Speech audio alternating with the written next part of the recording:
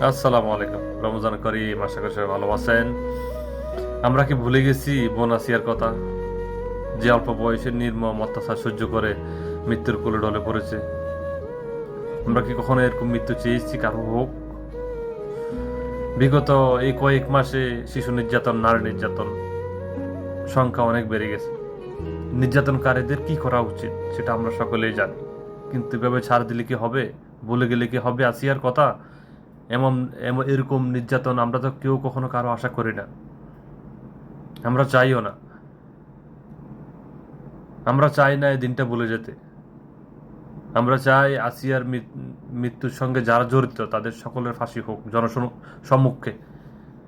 জনগণ কষ্টের আগে ক্ষোভে তাদের বাড়িঘর জ্বালিয়ে দিয়েছে।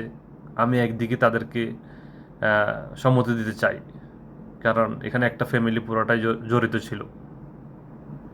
এবং এর বাইরে যে সকল পাষণ্ডরা শিশু নির্যাতন করতেছে, নারী নির্যাতন করতেছে, যাদের ভবিষ্যৎ নষ্ট করে দিতেছে, দর্শনকারীদেরকে যে যেখানে পাবেন পিটিয়ে গণদোলায় দিয়ে জনগণের হত্যা করবেন।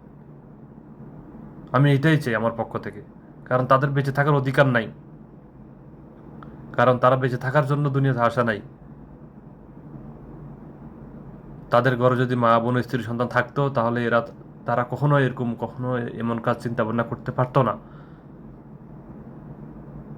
আসিয়ার কথা মনে পড়লে চোখের পানি ঢলে পড়ে। আমি চাই না আপনারা কেউ আসিয়ার কথা ভুলে যান।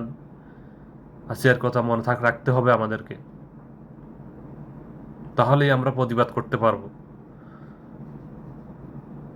আসিয়ার মৃত্যুর সঙ্গে যারা জড়িত তাদের দ্রুত জনগণের সামনে তাদেরকে মৃত্যুদণ্ড দেয়া হোক, এটাই আমাদের দাবি।